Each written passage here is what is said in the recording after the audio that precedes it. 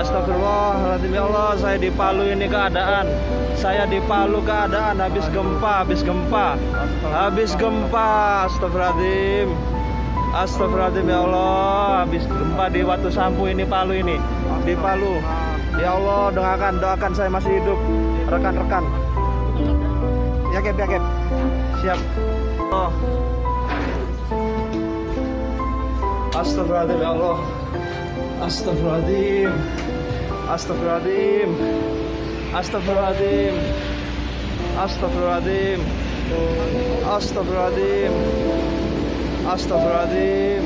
Tadi ada ibu-ibu tadi di dermaga, Bu. Ya Allah, Bu. Langsung keseret itu, Bu. Assalamualaikum warahmatullahi wabarakatuh. Terima kasih sudah memfollow video ini.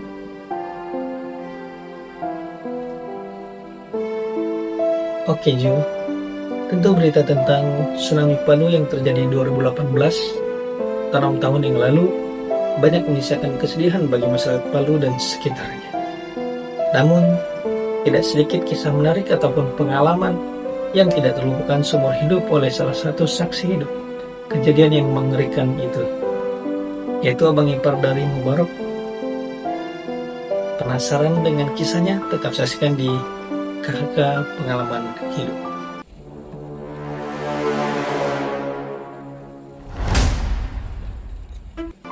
Baik, Jo, mari kita langsung menuju ke ceritanya. Pada hari Jumat 28 September 2018, tepatnya pukul 16.30 waktu Indonesia bagian tengah, kakak ipar dan temannya pergi mengambil rumput atau makanan kambing dengan memuat dengan 4 orang anak kecil dan 1 anak bayi yang kira-kira umur 2 tahun. Ada total 5 orang anak kecil yang mereka bawa kala itu, dengan menggunakan kendaraan mobil pickup. Tempat mengambil rumput tadi itu berada di Bukit Petobo. Merasa cukup mengambil rumput, kakak ipar Mubarok dan rekannya memutuskan untuk kembali ke rumah karena waktu sudah mulai menunjukkan maghrib. Di saat perjalanan pulang dan melintasi kampung Petobo, sekitar pukul 17.50 waktu Indonesia bagian tengah, baru saja mereka memasuki kampung Petobo, terjadi gempa yang sangat dahsyat. Di saat gempa berlangsung, mobil mereka terhenti dan ban mobil mereka tertanam, atau biasa disebut amblas. Dan pada saat gempa berhenti, mereka memutuskan untuk turun dari mobil. Tapi sebelum turun, mereka terkejut.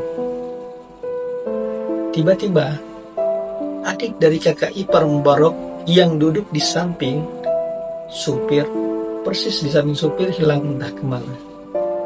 Padahal mereka belum ada satupun yang turun dari mobil pickup kala itu. Mereka pun bergegas turun untuk mencari dan melindungi anak yang lain. Kakak ipar Mubarok menggendong 2 orang anak, 1 anak yang masih bayi dan 1 orang digendong di atas punggung. Teman kakak ipar Mubarok pun sama menggendong 2 orang anak juga. Dengan posisi ketakutan dan gempa masih bergetar walaupun goncangannya kecil. Mereka pun berteriak sembari memanggil nama anak yang hilang tadi. Reza, Reza, di mana Reza? Waktu pun sudah mulai gelap. Tidak lama kemudian, sekitar jarak 50 meter dari tempat mereka berdiri di samping mobil, tiba-tiba Reza pun berteriak, anak yang hilang tadi. Kakak, kakak, sini. Teriak Reza memanggil kakaknya. Kakak ipar Mubarok pun dan temannya tadi bergegas mendekati Reza dengan menggendong masing-masing anak kecil tadi. Setibanya mereka di tempat Reza, anak yang hilang berdiri, belum sempat kakak ipar Mubarok bertanya, "Kamu dari mana, Reza? Kok hilang dari dalam mobil?" Belum sempat ngomong seperti itu, tiba-tiba kejadian begitu mengerikan terjadi. Tanah pun bergerak hanyut. Untungnya ternyata yang mereka injak tempat si Reza berdiri itu ternyata semen yang keras, yang bentuknya seperti jembatan. Jadi ada bentuk seperti tempat orang ngaduk semen kala itu. Mereka pun hanyut berdiri atas jembatan kecil, terbawa lumpur. Dan di sekeliling mereka pun melihat orang-orang timbul tenggelam, ditelan oleh lumpur atau likuifasi. Melihat api yang seperti meledak keluar dari dalam tanah, dengan mendengarkan teriakan orang-orang meminta tolong pada saat mereka terhanyut berdiri di atas tanah kala itu.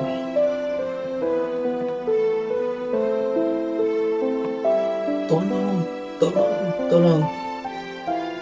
Mereka melihat orang-orang meminta tolong untuk dinaikkan ke atas tanah yang mereka injak.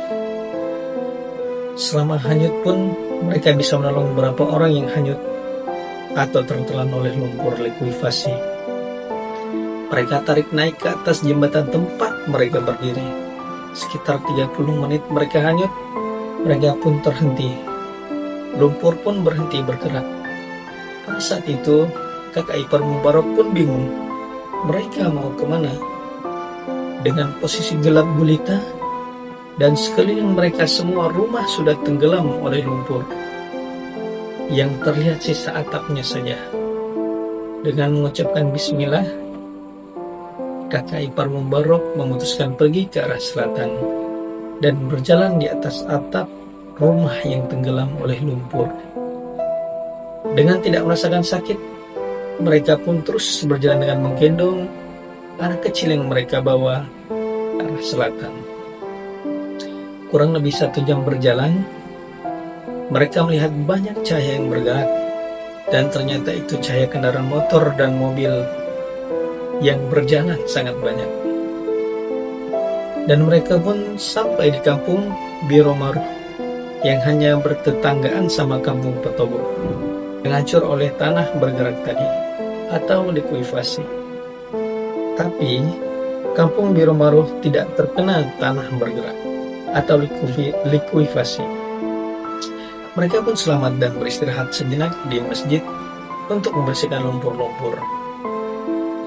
Setelah membersihkan kaki yang berdarah, yang ternyata sudah terluka.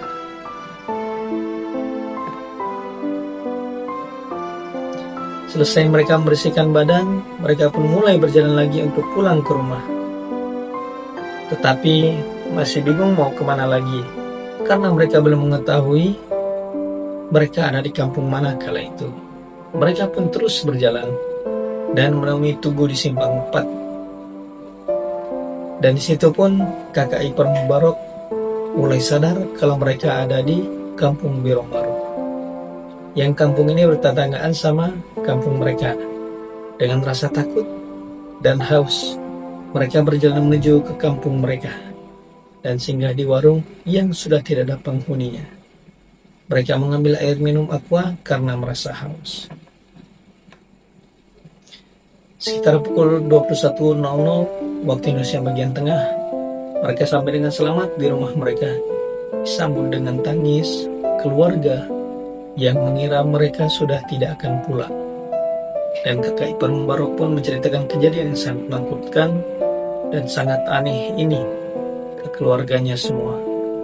Yang mungkin ini adalah mukjizat yang diperlihat kepada kakak iparnya Mubarok dan temannya, karena membawa 4 orang anak kecil dan 1 masih balita umur 2 tahun, yang itu anaknya kakak ipar Mubarok sendiri. Baik Ju, dari kisah kakak iparnya Mubarok ini kita bisa menyaksikan betapa dahsyatnya temukan alam semesta dan mukjizat yang dialaminya. Tentu semua itu pelajaran hidup bagi kita semuanya, bagaimana caranya kita untuk mencintai alam ini dan seisinya, sehingga keberlangsungan hidup kita damai dan nyaman. Tapi masih ada oknum manusia yang serakah untuk mengeruk hasil alam hanya untuk kepentingan pribadinya. Terima kasih sudah memfollow video ini. Sekian kisah dari kehataman hidup dari abang iparnya Mubarok berasal dari Palu. Apabila teman-teman ada kisah hidup yang menarik, bisa kirim ke alamat email kami yang tertera di bawah ini. Bakir pamit undur diri. Apabila ada kata, ucapan yang salah ataupun tempat, mohon dimaafkan. Sampai berjumpa di video berikutnya. Assalamualaikum warahmatullahi wabarakatuh.